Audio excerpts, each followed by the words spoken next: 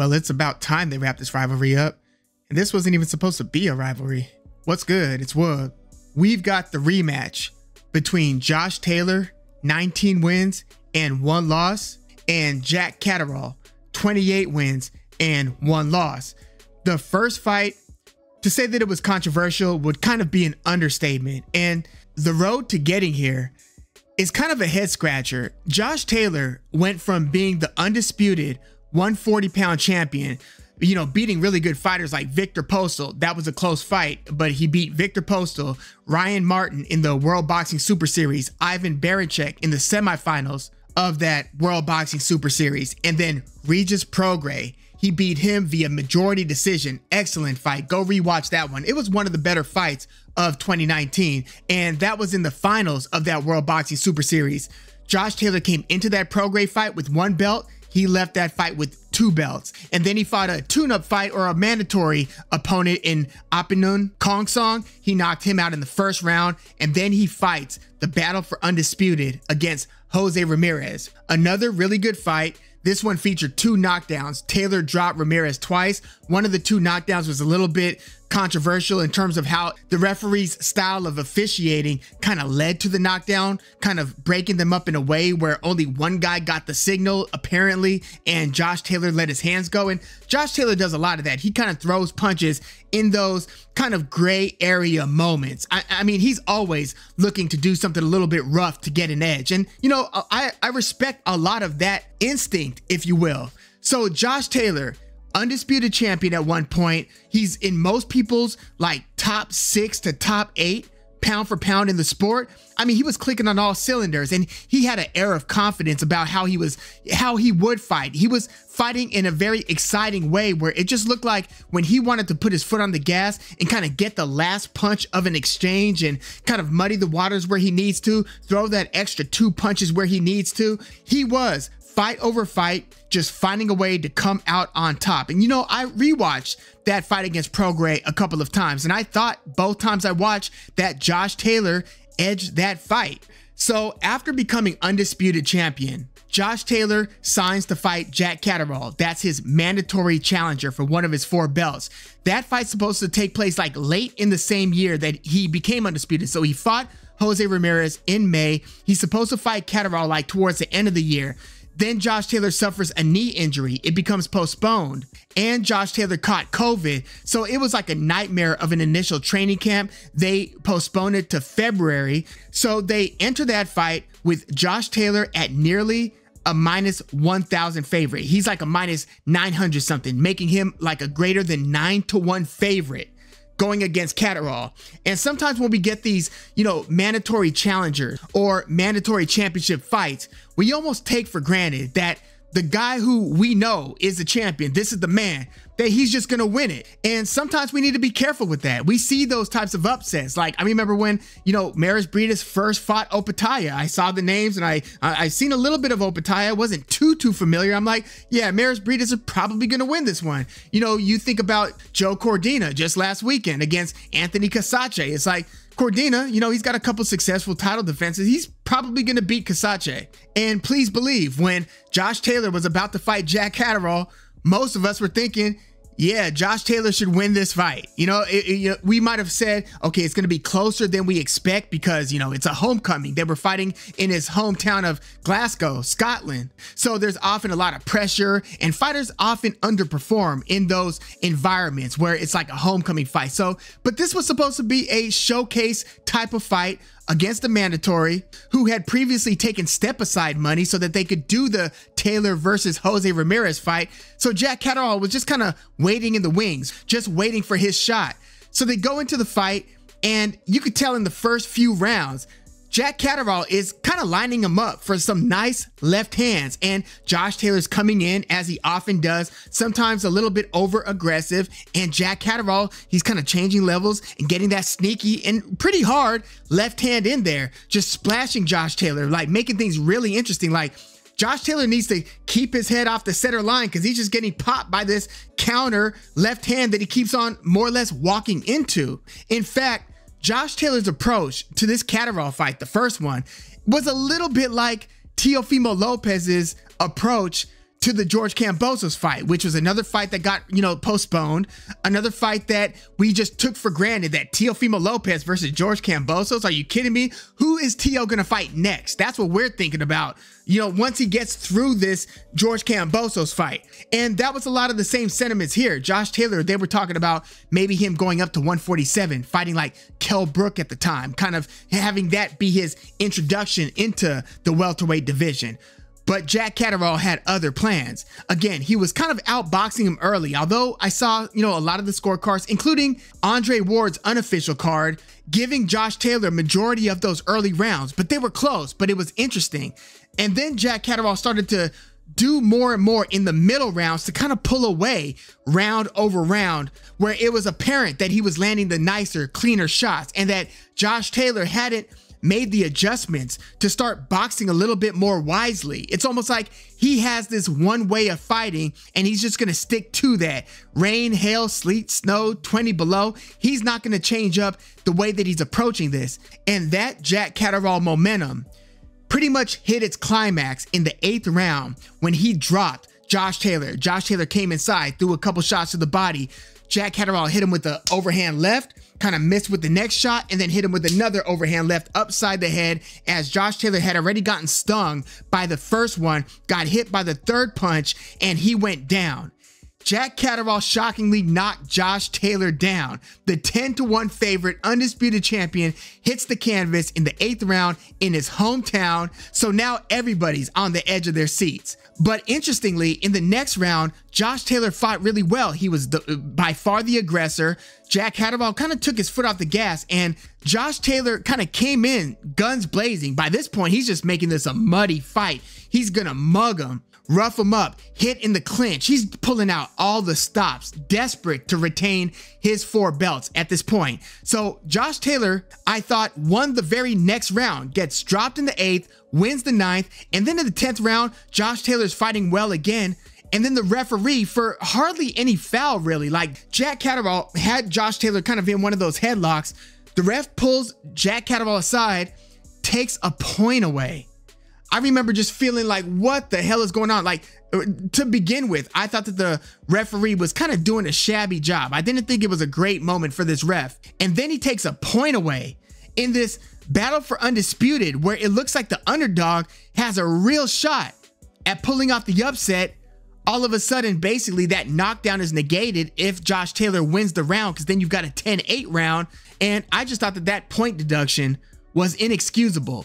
So you've got the point deduction, but then in the very next round, the ref, pretty much as a makeup call, deducts the point from Josh Taylor. He's like, hey, I ain't gonna be the one to blame regardless of how this decision pans out. I'm gonna neutralize my prior call. Let's just forget that that ever happened. Fight on. 1 point from you, 1 point from you. It ain't my bad. That's how I interpreted that. But Josh Taylor, to his credit, finished the fight pretty strong. I thought that he won one or maybe both of the 11th and 12th rounds. So it was really, look, I thought that Catterall might have done enough to win the fight, but I didn't quite think that it was a robbery when they announced that Josh Taylor won the fight via split decision. I thought that one of the scorecards was pretty terrible. I think it was a 114 to 111 scorecard for Josh Taylor. I think that that's what it was. But when you consider the ring generalship, for lack of a better term, and it wasn't the sweet sciencey kind, it was the marching forward, making it look like you're on the hunt and the other guy is unable to stop you from roughing him up. Josh Taylor, to his credit again, did that pretty effectively after the 8th round knockdown. So a lot of people cried robbery, and I think that one ref who had, or that judge that had the really bad scorecard, I think he was actually downgraded after that fight. But this was a close and competitive fight, and the major underdog basically made this an even fight, or a fight that most thought that he edged and should have won. So this was pretty shocking just in terms of how the fight played out. But after kind of getting lucky with the decision, being gifted a decision in a way, he went from saying, I don't need to run this back, I clearly won the fight, I thought I won the fight. He went from that stance to being obsessed with the rematch. I don't know if it was because of all the chatter, all the talk, the bad blood that's been boiling up between the two before and definitely since that first fight. But Josh Taylor, after winning, again, he got the win. It's not like the champion lost to Jack Catterall and is hell-bent on getting some get back. It wasn't that. He won the fight. A lot of people wanted to put an asterisk by it or say that it was a robbery.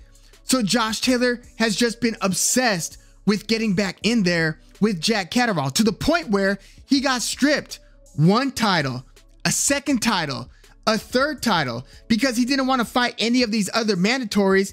He wanted to lock in that rematch in a fight that he controversially won against Jack Catterall. That was just very unusual to me. And I think Mark Kriegel on the Navarrete versus Baranchek broadcast on like the State of Boxing show after the fight, Mark Kriegel basically said it's almost like a guy who's everything is going right for the guy. Like he's got a great professional life, got a bunch of personal relationships, and he's just killing it in life until he gets into this one relationship, becomes obsessed, and then just starts becoming less and less who he is, and his life slowly falls apart because of how this relationship is just dragging him down.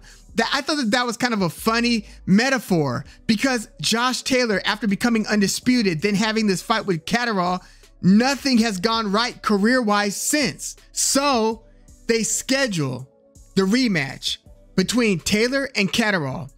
Taylor gets hurt. I think it was like plantar fasciitis, some foot injury, I believe.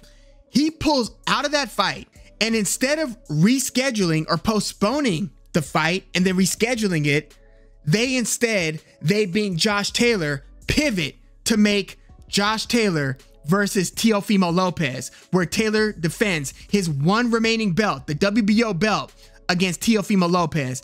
And Teofimo Lopez, after about 3 competitive rounds, where you could even give Josh Taylor perhaps 2 of the first 3 rounds, it's pretty much all Teofimo Lopez from like the 4th or 5th round onward. Teofimo ended up putting on a show, and Josh Taylor just looked like he didn't have the legs anymore to compete with this young, athletic, quick, strong Teofimo Lopez. Josh Taylor, by the end of this thing, was getting beaten up, getting hit with Superman punches, and just getting beaten to the point where you were wondering if Josh Taylor was going to get stopped. And it looked like Josh Taylor kind of hanging on and getting beaten up even more might have done more harm to his career. I don't know. Is there like a Pyrrhic or moral victory in making it the distance? You know, perhaps so. But the way that Josh Taylor was looking in there, not that he looked completely shot, he just looked a clear notch below Teofimo Lopez. Like maybe he could still beat most of the other top 10 guys in the division. I don't know. I don't know where Josh Taylor is career-wise right now. And you know, I thought that he should probably edge a win over Teo, who at the time was still kind of new to 140. He had fought who? Sandor Martin, Pedro Campa. I've maybe been one of the last guys on the Josh Taylor train, to be quite frank, where, you know, I'm almost still believing that he's got some of that greatness that he was displaying earlier in his career. Now, he's always had flaws in his game, and, you know, Teofimo Lopez kind of thrives on guys coming at him.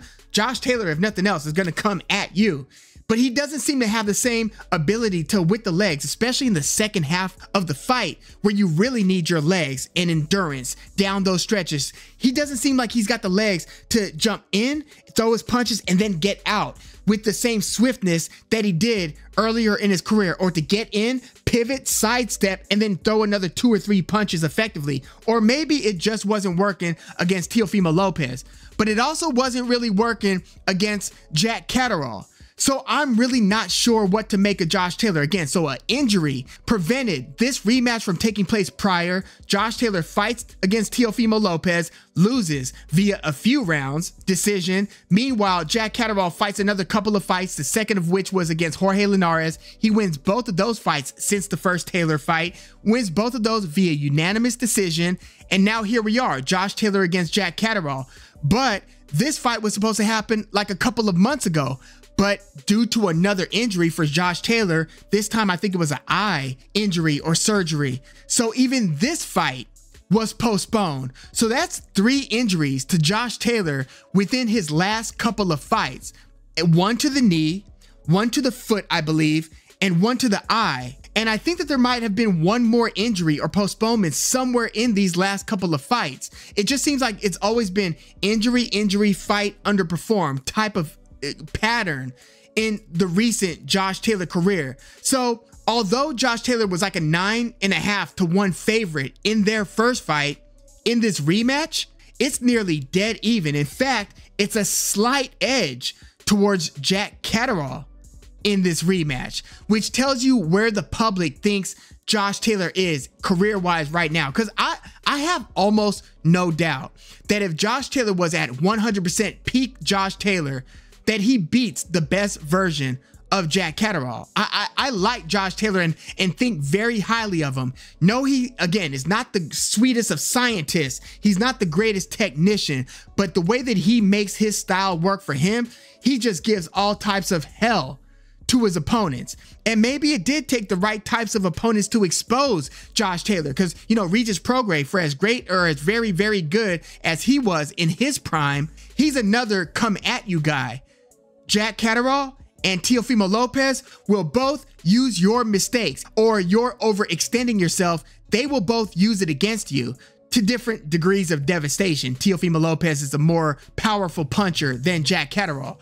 But I'm looking at this rematch like, what version of Josh Taylor are we working with right now? Like, I remember when he was going into the fight against Teofimo Lopez, he was sounding like he reclaimed his love for the sport, and therefore things were going to be different. We were going to get the best of Josh Taylor.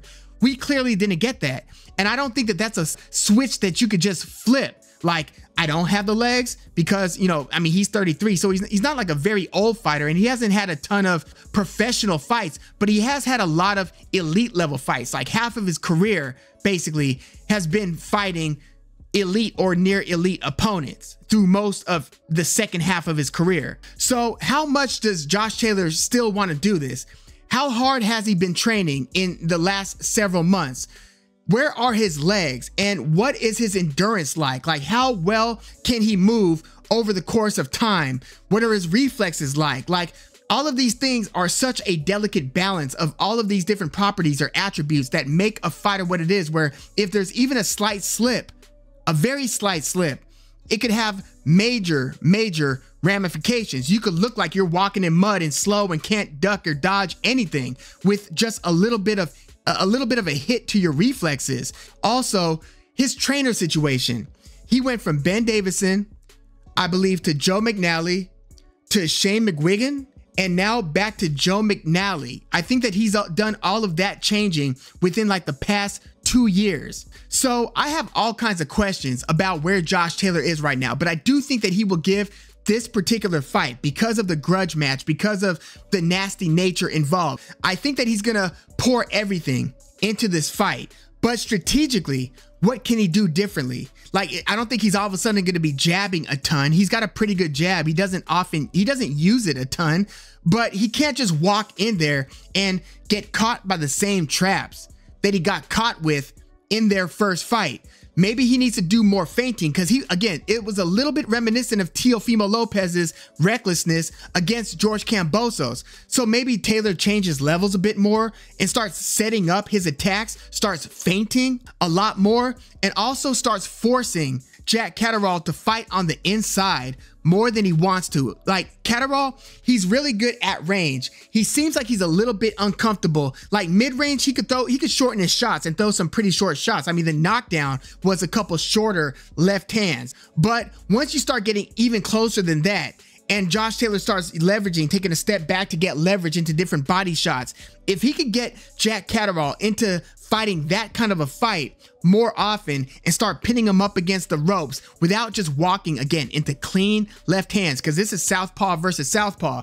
If he could do that and muddy the waters, make this basically the last 4 rounds of their first fight without waiting that long to get it going, if he could do that, he could win this fight. If he can't make those adjustments and fights a similar style fight, or if the same Josh Taylor that fought Teofimo Lopez even enters this fight, I think this is a very winnable fight for Jack Catterall, who I think is just in a sweeter spot career-wise than Josh Taylor. Also, the first fight, as I mentioned, was in Glasgow, Scotland. This next fight is going to be in Leeds, England. So the first fight was a super pro Josh Taylor crowd. Like, when they announced that Josh Taylor was the winner, the crowd erupted and they were nervous and excited. They were always excited, but they were anxious throughout their first fight. this fight is going to be should be a very pro Jack Catterall crowd. So how is that going to impact the way that the judges view the fight, or even how the referee officiates the fight? Like if Josh Taylor comes in and starts roughhousing and then the crowd starts booing like Josh Taylor is fouling Jack Catterall, do the judges or even the ref start to respond to that dismay coming from the crowd? Or does the ref allow Josh Taylor to fight a muddy style fight? I think that the way that this is officiated is going to have a lot to do with how, or rather who, has success in some of these spots. But you know what? Call me a sucker, but I still trust that Josh Taylor at the end of the day can get the job done here. And maybe I'm even thinking that against my better judgment. Like, he's 33 years old, right? That's not super old, even though fighters in the lower divisions age a little bit quicker. And quite frankly, some fighters just age faster than other fighters. Some fighters start looking old like by the end of their 20s. Josh Taylor's 33. He has been in some wars, and he's coming off of a pretty bad butt kicking, you know? And you would think that he would have done everything he could to train and prepare properly for that Teofimo Lopez fight. Like, a lot was on the line because he was coming off of that bad performance against Jack Catterall. So you would think that he trained as hard as he could for that Lopez fight, and we still got the performance that we got from him. Not ideal. Also, people were talking about him leaving 140 years ago. This fight's going to be at 140, so how the hell is Josh Taylor still making 140? And how much is that? Just the weight cut going to impact his performance here. You know, I'm really having some second thoughts. Like, I want to pick Josh Taylor. Like, there's a part of me that just hopes that he could just reach back into that bag and show us something special again. But I think the more that I'm thinking about it, the more I'm thinking the weight, him still having to make 140, the two most recent performances that we've seen from Josh Taylor, not good, not great. Plus, about another year has passed. Nearly a year has passed since that fight against Teofimo Lopez, which taking some time off after that one might actually be a good idea. A little bit of self-preservation and some needed recovery. But between the last two performances, him still having to shrink down to 140, now at 33 years old, and also the multiple injuries over the past couple of years, and I mean the eye injury, knee, foot, I'm actually going to switch this one. I'm going to go with, look, I know Josh Taylor's going to fight his butt off. He always gives a lot of effort. I just think that if your body starts to fail you and you don't have the legs anymore and you don't have the technique and skill to kind of offset what you're losing in athleticism, I mean, he's going to have a lot of grit, but I'm just talking about the sheer athleticism, especially as you get into the second half of the fight. I just think that Jack Catterall is the fresher fighter who's got a little bit more patience, more technique. And I don't see Josh Taylor all of a sudden becoming a technician who becomes less aggressive and more of a boxer on the outside. Like, look, if Josh Taylor can box his way to victory here, I would be pretty damn impressed. I mean, even if he could win here, having to gut it out and make this a muddy, nasty fight and having success with that in a pro Catterall audience, I would be very impressed by that. I just think that there are a lot of headwinds that he's running into, a lot of things that are working against him. I'm actually going to go with Jack Catterall via a close, maybe even split decision.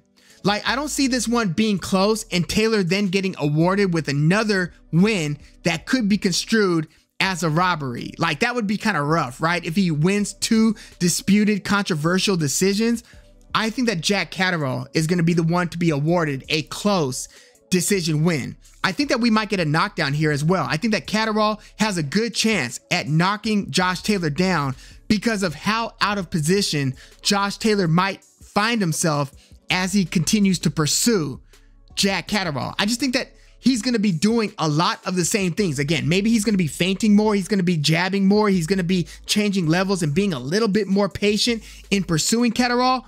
But in the second half of the fight, when he needs to step on the gas, I think that he's just going to turn back into Josh Taylor, and that this version of Taylor with the reduced legs is going to fall just short of beating Jack Catterall. So I'm going to go with Catterall via close, maybe majority decision or split decision, a close decision win for Jack Catterall in this rematch. But yeah, let me know what you think about this one. Like, this one has been taking so long to get this out of the way. And it's just crazy that what started off as just basically another opponent, somebody who didn't even really matter to most boxing fans in the landscape of the sport. It was supposed to be just another fight for Josh Taylor, kind of a stay busy, handle your mandatory, and then go on to bigger things. And it's ended up anchoring like the last 2 years of his career. It just seems like now he's tethered to this Jack Catterall story. And unfortunately for him, I don't think that this rematch is going to result in Josh Taylor's desired outcome. But yeah, let me know your thoughts on this one in the comments. Who do you see winning this one and how? And where do you think Josh Taylor is career-wise as it stands? Like, I know Ring Magazine still has Josh Taylor ranked the #3 fighter in the division. Right now, they've got Catterall at #7. But although Taylor's their #3 fighter, where do you see him? Like, how would he do? Like, let's say he beats Jack Catterall. First of all, that's a big if. But if he does, how do you think Josh Taylor today does against Sabril Matias, Jose Ramirez, Regis Prograis, Richardson Hitchens, Devin Haney, any of these guys? Let me know your thoughts in the comments. Like the video, subscribe to the channel if you are into the fight talk. I'm Woog. Thanks for tuning in.